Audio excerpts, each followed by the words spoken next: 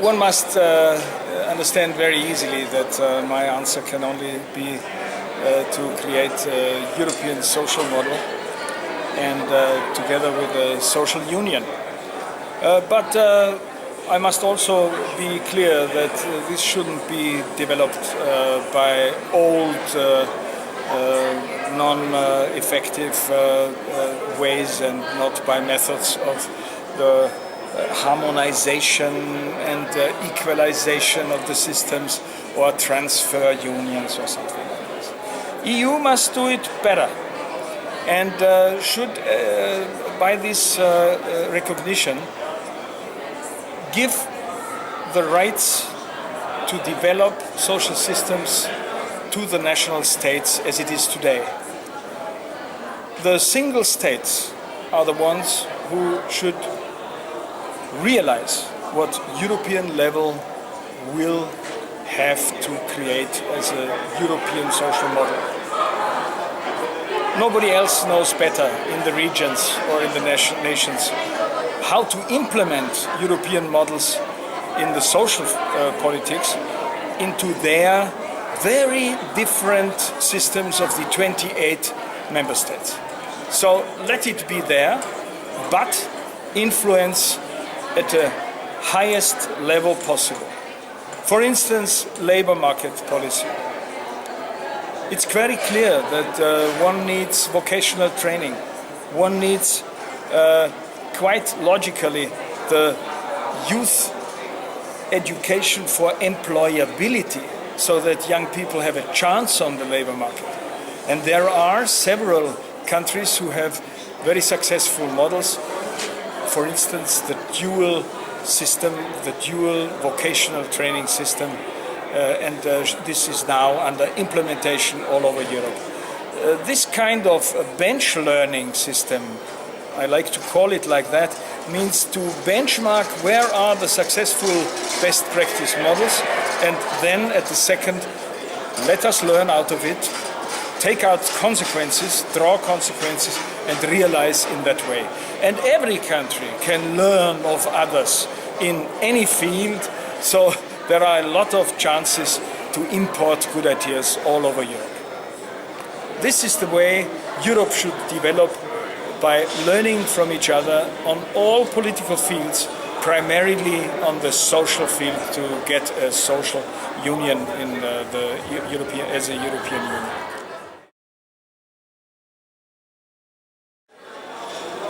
It is today clearly to be said unemployment, and especially the youth unemployment in Europe, which reached heats which are not acceptable, which were not acceptable, and which we have to reduce drastically as quick as possible.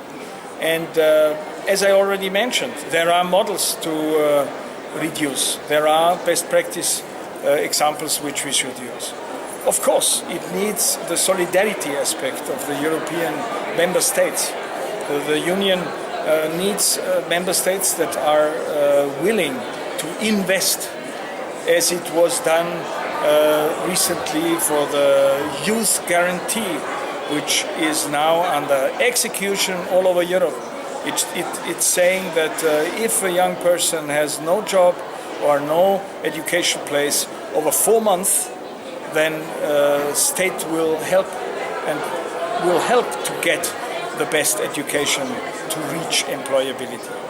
And so this is the direction we have to go, and it's the number one goal for the European Union, to reduce unemployment and youth unemployment in order to avoid a non-future generation on our continent.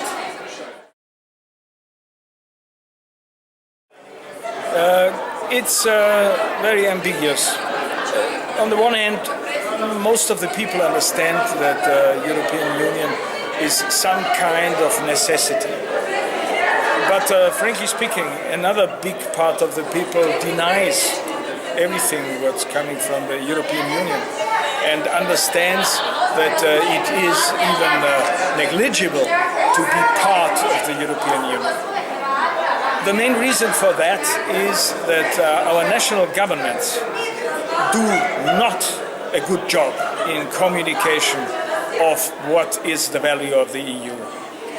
Not transferring the knowledge and not communicating that peace in Europe is a high value, that the work of the European Union in fighting unemployment, the great job Europe did with the mobility programs of Erasmus, where many million people, young people, had a chance to study in other countries and to reach higher knowledge and higher qualification.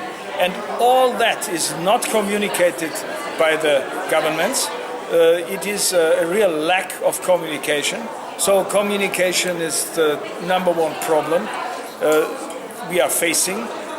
Citizens do not know what is the value of European Union. And this makes it, of course, clear that at the next European elections, in the same way as it was at the last European elections, the voting percentage will again be lower than 50%. And this is a shame, because the future of our continent and the future of our generations lies in the unified, together working of Europe.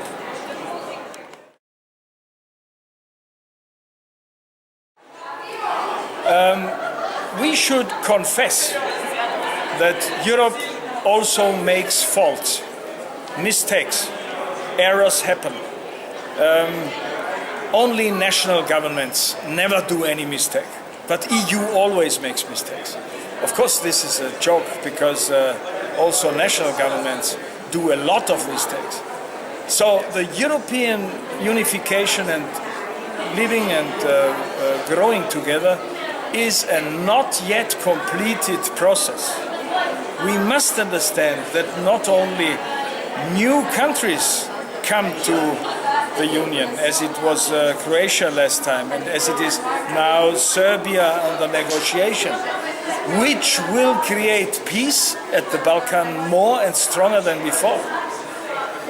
So it's not only this aspect of more member states, but it is the aspect that the political tools are becoming stronger and stronger. Let's look at the banking union, which we have recently voted with a great majority in the parliament. It says that bankrupting banks will not be necessarily saved by the taxpayers in future anymore. The banks themselves have to create funds, and the big investors have to pay the debts of the bank if it is bankrupting, and not the taxpayer primarily. And we have realized that. So in future we have, of course, better circumstances in this concern.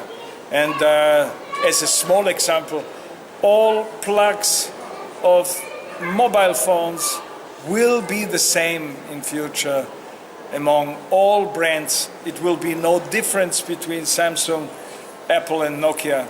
So we will also save a lot of environmental garbage, which reaches hundreds of meters heat and hundreds of meters width, if we collect all these many 100 million mobile phone plugs together that change every few years. And this is only a small example. There are bigger examples, such as we have the best control pharmaceutical products in the world in Europe. And we have a lot of very important developments which are the benefits of the citizens. And this is what we have to communicate and bring over to the people. Then everybody can easier understand how important the future of their lives will be created by the European Union.